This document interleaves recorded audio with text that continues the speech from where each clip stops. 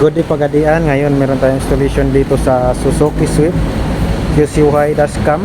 Ito siya mga boss, F24 4K resolution yung front cam, 1080p yung back. Yan, QCY dashcam mga boss. Check natin sa loob yung mismong dashcam niya, kung gaano siya kalinaw at saka yung mga features niya mga boss. Ito siya mga boss, QCY dashcam. Yan yung front niya mga boss. Swipe nyo lang pa right. Yan, pull back, tsaka split screen, front and back. Yan mga boss, QCY dashcam. Sobrang linaw niyan mga boss. Ang nakaganda nito mga boss is meron na tong parking guard na kahit naka-off yung sasakyan nyo, like for example nasa mall kayo, wala kayo sa sasakyan nyo, naka-off siya. Pag naka-detect siya ng motion mga boss, or may nakabangga sa harap o sa likod nyo, is automatic siya mag-on. May built-in battery to mga boss, kaya mag-on siya automatic pag makadetect ng motion.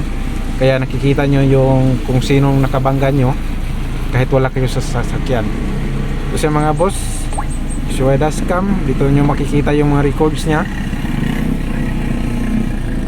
Yan, sobrang ganda ng mga boss, sobrang linaw. Yan, pa gusto nyo magpakabit mga boss, punta lang kayo dito sa Andres Auto Accessories mga boss. Dito lang sa may highway, daan patungong Zamboanga, dito sa may dating Shell. Ngayon RSP na siya mga boss. Yan, siya mga Kion Sonra.